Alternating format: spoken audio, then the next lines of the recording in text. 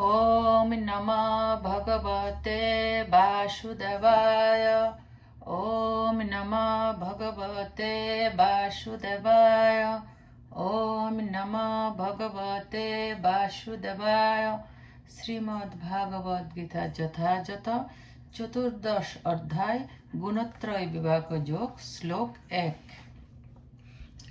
श्री भगवान उवाच परं भूय प्रवक्ष्यामि ज्ञाननं ज्ञानमुत्तमम् जज्ञात्तामुनय सर्वे परं सिद्धिमितो गता। श्री भगवान उवाच परमेश्वर भगवान बोलें परम अपाकृत भूय पुनराय प्रवक्ष्यामि आमी बोलबो ज्ञानानाम समस्त ज्ञानेर मध्य ज्ञानम ज्ञान उत्तमम श्रेष्ठ যত যা গাত্তা জেনে মুনয় মুনিগণ সর্বে সমস্ত পরাম পরম সিদ্ধিম সিদ্ধি ইত এই জগৎ থেকে গতা লাভ করেছিলেন।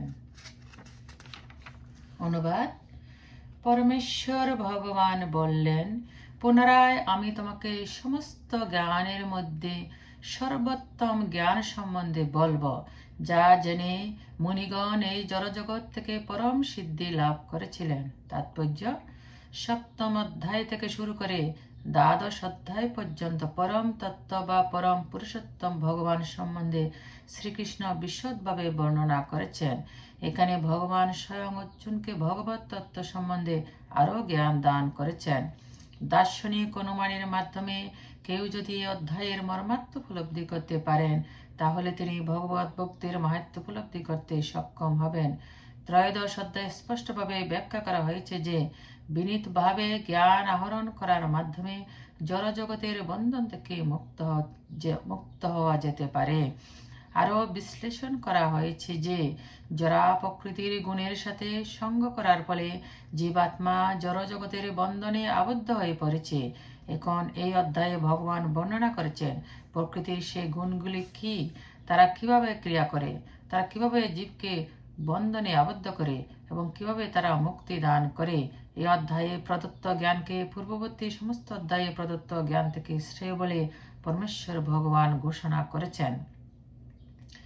এই জ্ঞান উপলব্ধি করার মাধ্যমে বহু মহিষী সিদ্ধি লাভ করে চিৎ জগতে প্রবেশ করেছেন। ভগবান এখন সেই জ্ঞানই আরো ভালোভাবে ব্যাখ্যা করে শোনাচ্ছেন। অন্যান্য যে সমস্ত জ্ঞানের পন্থা তিনি এ পর্যন্ত ব্যাখ্যা করেছেন তা থেকে এই জ্ঞান অনেক অনেক গুণে শ্রেয় এবং এই জ্ঞান লাভ করে অনেকে সিদ্ধি লাভ করেছেন। সুতরাং আশা করা যায় যে এই চতুর্দশ অধ্যায়ে বর্ণিত তত্ত্বজ্ঞান উপলব্ধি করতে পারলে মানুষ পূর্ণতা প্রাপ্ত হতে পারবে। শ্লোক 2 ইদং জ্ঞানমুপাশ্রিত মম সাধর্মমাগতা স্বর্গেऽপি নোপজায়ন্তে প্রলয়েন বেতন্তি চ। ইদম এই জ্ঞানম জ্ঞান উপাশ্রিত আশ্রয় গ্রহণ করে মম আমার সাধর্মম একই প্রকৃতি আগতা লাভ করে স্বর্গে অপি সৃষ্টিকালো ন না উপজায়ন্তে জন্মগ্রহণ করে প্রলয়ে প্রলয়কালে ন না বেতন্তি ব্যতীত হয় চ। অনুবাদ এই জ্ঞান আশ্রয় করলে জীব আমার পরা প্রকৃতি লাভ করে তখন আর সে সৃষ্টির সময়ে জন্মগ্রহণ করে না এবং প্রলয়কালও ব্যতীত হয় না। তাৎপর্য পূর্ণরূপে দিব্য জ্ঞান লাভ করতে পারলে জন্ম মৃত্যুর চক্র থেকে মুক্ত হয়ে গুণগতভাবে পরম পুরুষোত্তম ভগবানের সঙ্গে একাত্মতা লাভ করা যায়। কিন্তু তাই বলে জীবাত্মা তখন তার ব্যক্তিগত সত্তা হারিয়ে ফেলে না। বৈদিক শাস্ত্র থেকে জানতে পারা যায় যে মুক্ত জীবাত্মারা তারা চিদাকাশে বৈকুণ্ঠ লোকে ফিরে গিয়েছেন। তারা সর্বদাই পরমেশ্বর ভগবানের ভক্তিযুক্ত সেবায় নিযুক্ত হয়ে তার সেই চরণ কমল দর্শন করেন। সুতরাং মুক্তির পরও ভগবত ভক্তরা তাদের ব্যক্তিগত সত্তা হারিয়ে ফেলেন না।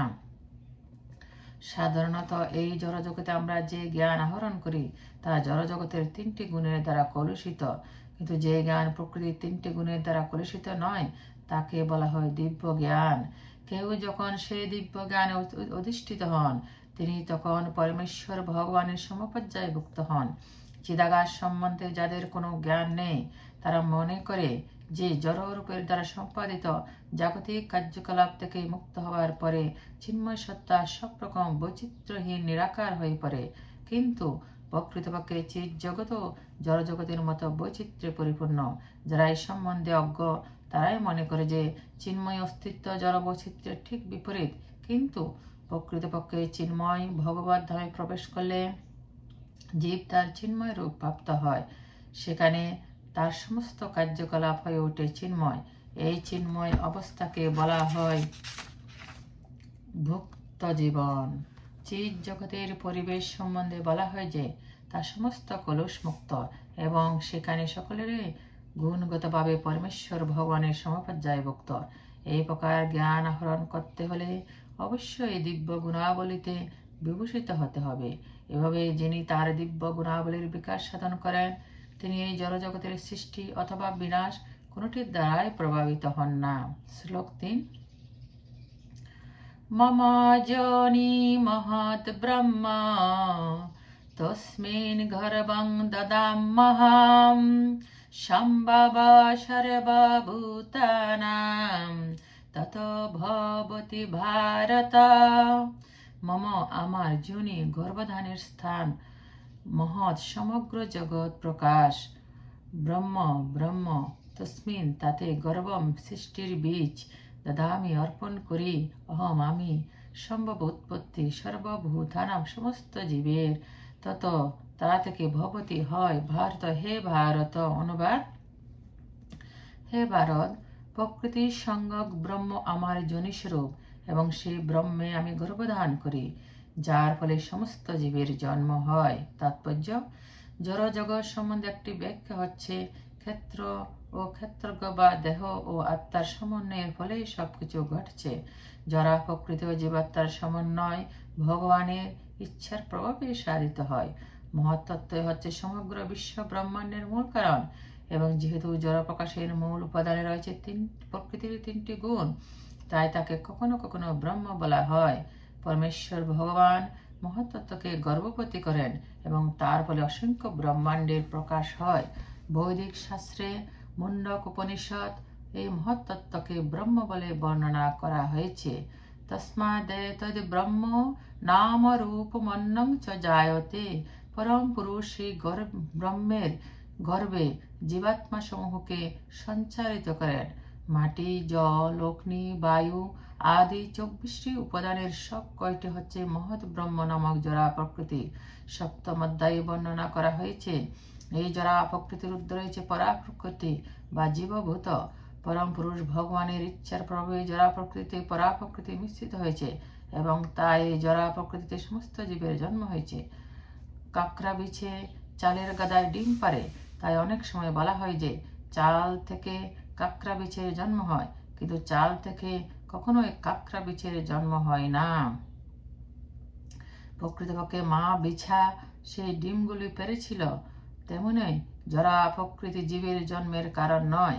পরম পুরুষ ভগবান বীজ প্রদান করেন এবং আপাত দৃষ্টিতে মনে হয় যেন জড়া প্রকৃতি থেকে সমস্ত জীব উদ্ভূত হল। এভাবে প্রতিটি জীব তার পূর্ববৃত্ত কর্ম অনুসারে জড়া প্রকৃতি দ্বারা সৃষ্ট ভিন্ন ভিন্ন দেহ প্রাপ্ত হয়, যাতে তার পূর্বকৃত কর্ম অনুসারে সেই জীব সুখ অথবা দুঃখ ভোগ করতে পারে। এই জড় জগতে সমস্ত জীবের প্রকাশের কারণ হচ্ছেন ভগবান। শ্লোক 4। সর্বজনেষু কৌন্তেয় মুত্তয় সম্ভবন্তি যা তাসাং ব্রহ্ম মহাযোনি রহং বীজ প্রদপিতা। সর্বজনীষু সকল জনিতে কন্তে হে কুন্তি পুত্র মুত্তয় মূর্তি সমূহ সম্ভবন্তি উৎপন্ন হয়, যা যে সমস্ত তাসাম তাদের সকলে ব্রহ্ম ব্রহ্ম মহৎযোনি মহত্তত্ত্বরূপী যোনি, অহম আমি বীজপ্রদ বীজ প্রদানকারী, পিতা পিতা।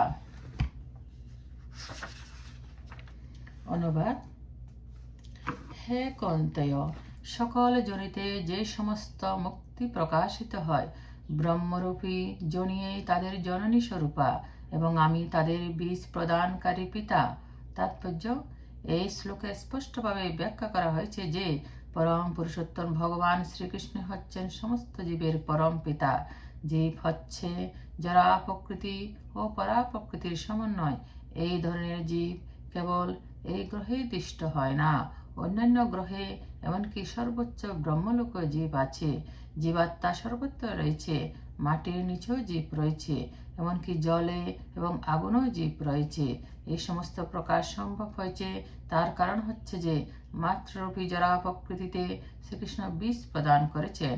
এর সারমর্ম হচ্ছে যে পূর্বকৃত কর্ম অনুসারে জীবাত্মাকে জড়জগতের গর্ভে সঞ্চারিত করা হয় এবং সৃষ্টির সময়ে তারা বিভিন্ন মূর্তিতে প্রকাশিত হয়।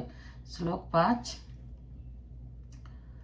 সত্যম রজস্তম ইতি গুণা প্রকৃতি সম্ভবা নিবর্ধন্তি মহাবাহো দেহে দেহিনমব্যয়ম। সত্যম সত্য, রজ রজ, তম তম, ইতি এই গুণা গুণ সমূহ প্রকৃতি জরা প্রকৃতি সম্ভবা জাত নিবর্ধন্তি আবদ্ধ করে মহাবাহু হে মহাবীর দেহে এই শরীরে দেহিনম জীবকে অব্যয়ম নিত্য। অনুবাদ: হে মহাবাহু, জরা প্রকৃতি থেকে জাত সত্য রজ তম এই তিনটি গুণ এই দেহের মধ্যে অবস্থিত অব্যয় জীবকে আবদ্ধ করে। তাৎপর্য: জীবাত্মা যেহেতু চিন্ময়, তাই জরা প্রকৃতির সঙ্গে তার কোনো সম্পর্ক নেই, কিন্তু তবুও জড়জগতের বন্ধনে আবদ্ধ হয়ে পড়ার ফলে সে জরা প্রকৃতির তিনটি গুণের দ্বারা কবলিত হয়ে কর্ম করছে। জীব যেহেতু তাদের বিভিন্ন প্রকৃতি অনুসারে ভিন্ন ভিন্ন দেহপ্রাপ্ত হয়, তাই তাদের সেই প্রকৃতি অনুসারে তারা সে কর্ম করতে বাধ্য হয়। নানা রকম সুখ ও দুঃখে সেটি হচ্ছে কারণ। শ্লোক 6। তত্র সত্যং নির্মলতাৎ প্রকাশকমনাময়ম সুখ সঙ্গেন বদন্নাতি জ্ঞান সঙ্গেন চানঘ। তত্র সে গুণসমূহের মধ্যে সত্যম সত্য গুণ নির্মলতা জড় জগতে সবচেয়ে নির্মল হওয়ার ফলে প্রকাশম প্রকাশকারী অনাময়ম পাপশূন্য সুখ সুখ সঙ্গেন সঙ্গের দ্বারা পদন্নাতি আবদ্ধকারী জ্ঞান জ্ঞান সঙ্গেন সঙ্গের দ্বারা চ ও অনগ হে নিষ্পাপ। অনুবাদ: হে নিষ্পাপ, এই তিনটি গুণের মধ্যে সত্য গুণ নির্মল হওয়ার ফলে প্রকাশকারী ও পাপশূন্য এবং সুখ ও জ্ঞানের সঙ্গের দ্বারা জীবকে আবদ্ধ করে। তাৎপর্য: যারা প্রকৃতির বন্ধনে আবদ্ধ জীব নানা রকমের, তার মধ্যে কেউ সুখী, কেউ আবার খুব কর্মচঞ্চল এবং কেউ আবার অসহায়। প্রকৃতিতে জীবদের বন্ধন দশার কারণ হচ্ছে এই সমস্ত মানসিক অভিপ্রকাশ। তারা যে কিভাবে ভিন্ন ভিন্নভাবে আবদ্ধ হয় তা ভগবদ গীতার এই অধ্যায়ে বর্ণনা করা হয়েছে। প্রথমে হচ্ছে এই সত্যগুণ। জড় জগতে সত্যগুণের বিকাশ সাধনের পরিণতি হচ্ছে যে তিনি অন্য গুণের দ্বারা প্রভাবিত জীবদের থেকে অধিক জ্ঞান সম্পন্ন হন। যে মানুষ সত্যগুণে অধিষ্ঠিত, তিনি জড়জগতের দুঃখ কষ্ট দ্বারা ততটা প্রভাবিত হন না এবং তিনি জড়জগতে জ্ঞান আহরণ করতে উৎসুক। এই ধরনের মানুষ হচ্ছেন ব্রাহ্মণ, যার সত্যগুণে অধিষ্ঠিত হওয়ার কথা। এই স্তরের আনন্দ অনুভূতির কারণ হচ্ছে সত্যগুণে অধিষ্ঠিত জীব সাধারণত পাপ কর্ম থেকে অনেকটা মুক্ত থাকেন। প্রকৃতপক্ষে বৈদিক শাস্ত্রে বলা হয়েছে যে সত্যগুণের অর্থ হচ্ছে উন্নত জ্ঞান এবং অধিকতর সুখানুভূতি। এখানে অসুবিধা হচ্ছে এই যে জীব যখন সত্যগুণে অধিষ্ঠিত হন তখন তিনি মহাচ্ছন্ন হয়ে মনে করেন যে তিনি খুব জ্ঞানী এবং অন্যদের থেকে শ্রেয়। এভাবেই তিনি জড়জগতের বন্ধনে আবদ্ধ হয়ে পড়েন। সেই সম্বন্ধে সবচেয়ে ভালো দৃষ্টান্ত হচ্ছে বিজ্ঞানী ও দার্শনিকরা। তারা নিজেদের জ্ঞানের গর্বে মত্ত এবং যেহেতু তারা সাধারণত তাদের জীবন যাত্রার মান উন্নত করে তোলেন, তাই তারা এক ধরনের সুখ, জড় সুখ অনুভব করেন। বদ্ধ জীবনের উন্নত সুখানুভূতি তাদের জড়া প্রকৃতির সত্যগুণের বন্ধনে আবদ্ধ করে ফেলে।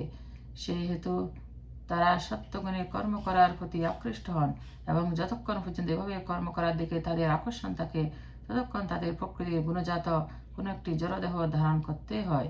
তাই মুক্তি লাভ করে চিৎ জগতে প্রবেশ করবার কোনো সম্ভাবনাই তাদের নেই। তারা হয়তো দার্শনিক, বিজ্ঞানী বা কবি হয়ে বারবার জন্মাতে পারেন, তবু জন্ম মৃত্যুর ক্লেশদায়ক বন্ধনে তাদের বারবার আবর্তিত হতে হয়। কিন্তু যারা প্রকৃতির মোহে আচ্ছন্ন হয়ে তারা মনে করেন যে সেই ধরনের জীবনযাত্রা সুখদায়ক।